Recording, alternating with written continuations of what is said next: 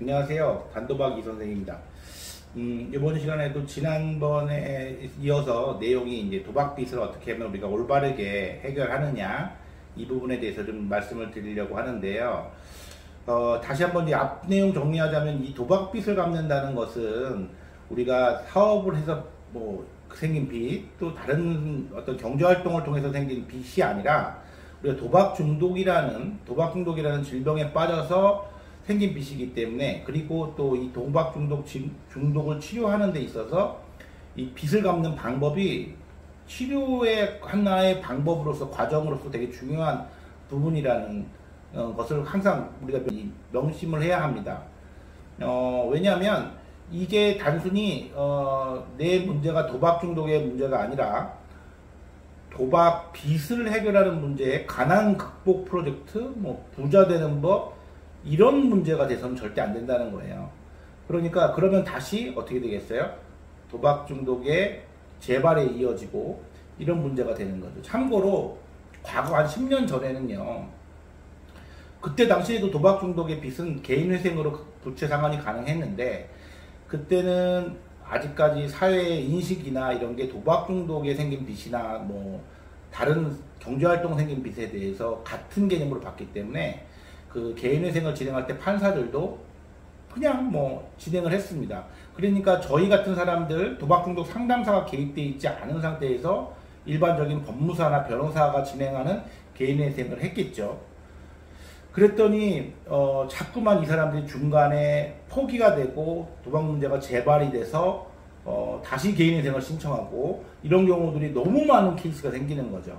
그래서 판사들이 이렇게 봤더니 일반인들과 다른 그 빚이 생긴 원인에 이런 중독의 문제가 끼어 있다는 것을 알게 되고, 이제는 뭐 경험이 있으신 분들은 알겠지만 개인회생을 신청하러 가면 변호사나 법무사가 먼저 재판부에서 보정명령으로 또는 이런 식으로 해서 상담이 필수 조건으로 들어갑니다. 그래서 상담 몇 회 이상 도박문제관리센터에서 하는 그 상담소에 들려서 그 상담을 받고 상담 확인서를 제출하라, 이런 보정명령들이 나옵니다.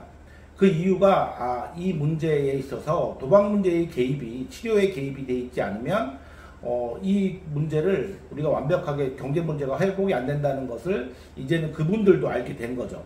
마찬가지로 저를 처음 찾아오시는 분들도 마찬가지고요. 이 영상을 보시는 분들도 아시겠지만 이 부분이 꼭 필요합니다. 우리가 도박 문제에 있어서 생긴 빚을 해결하는 데 있어서. 그래서 약간의 다른 방식들이 들어가는 거죠. 당사자의 마음이나 또 주변에서 봤을 때는 빨리 저 빚 후딱 갚아버리고 새 출발했으면 좋겠다, 대부분 이렇게 생각들을 하시겠지만, 그럴 경우에는 우리 도박 중독 치료에 가장 큰 부분을 놓치고 가는 상황이 발생을 하는 겁니다. 치료를 하는 데 있어서 가장 중요한 점이, 핵심이 이 빚 문제 해결이기 때문에 이 개념을 잡으셔야 됩니다.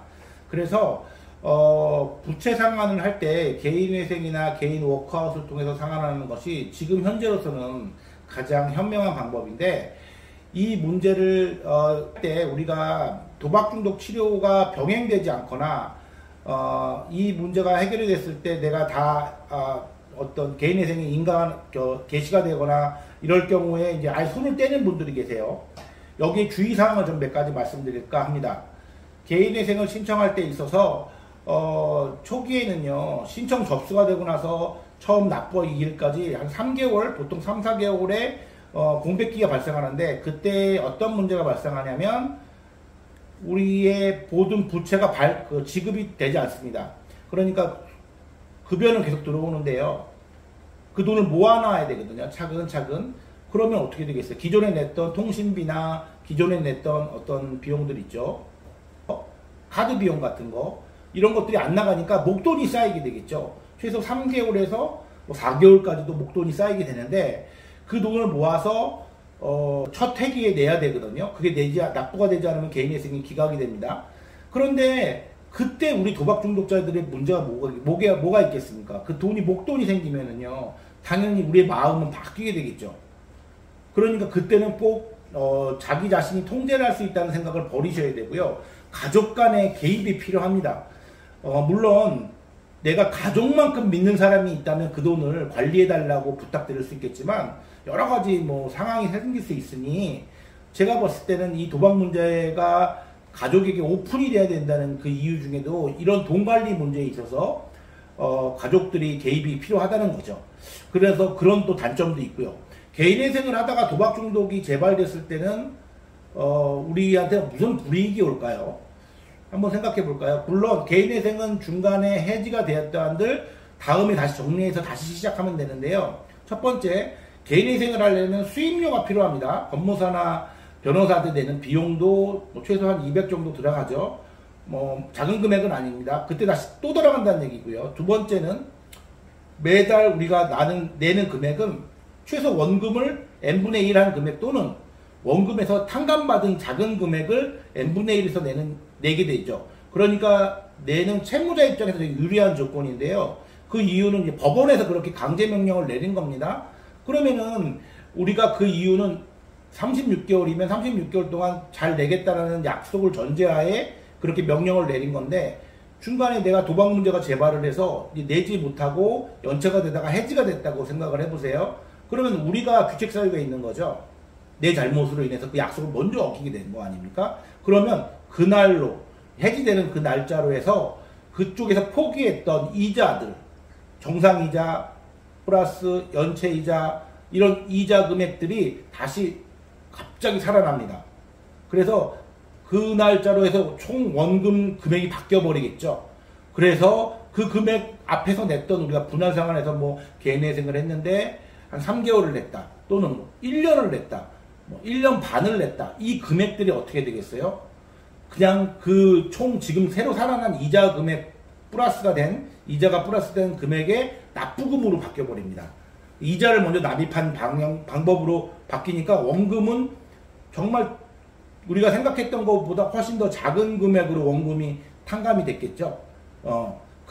그쪽에서 그렇게 주장할 수 있겠죠. 그래서 다시 개인회생을 시작하려고 딱 계산을 해보면 내가 냈던 금액에 비해서 원금이 너무 조금 줄어든 것을 보실 수가 있을 겁니다. 그래서 그러나도 굉장히 경제적으로 불이익을 봅니다. 두 번째는 판사 입장에서 다 기록이 남잖아요. 다시 개인회생을 신청했습니다. 이 사람 한 번의 기회를 줬는데 원금도 많이 탕감되고 기회를 분명히 줬는데도 불구하고 또 도박을 했네?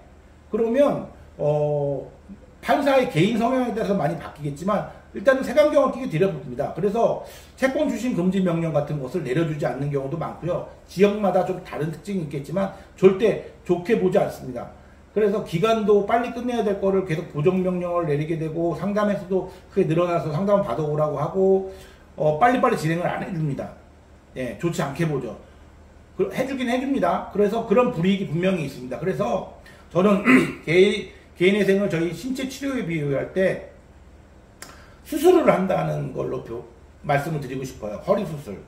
그러니까 우리가 최고 마지막 단계의 수술을 하게 되잖아요. 부채를 상환하는 방식에 있어서도 뭐 물리치료가 있을 수 있고 그 다음에 뭐 시술 개념의 치료도 있을 수 있고요. 약물 치료도 있겠지만 수술 같은 경우에는 한 번 하고 나서 재발이 됐을 때 다시 수술을 한다는 거에 있어서 의사들이 상당히 부담을 느낀다고 하거든요. 그런 것처럼 개인회생을 내가 시작할 때 이 취지를 분명히 우리 도박 중독의 치료에 포커스를 맞춘 상태에서 개인회생을 준비하시고 진행하시기를 부탁드릴게요. 그리고 지금이라도 자기가 스스로 도박 중독은 내 문제가 아니야, 나는 돈 문제야, 그래서 지금 법무사나 어떤 변호사들, 개인회생 전문가들로만 자기 문제를 컨트롤하고 진행하실 예정이거나 진행하고 계신 분들은 정말 조심해야 하셔야 되고요. 분명히 여길링을 하실 수 있는 도박 문제 상담을 하시는 분과 상담을 병행을 하셔야 선생님들의 그 빚 문제가 가장 올바른 방법으로 해결이 가능하다는 것을 제가 말씀드리고 싶습니다.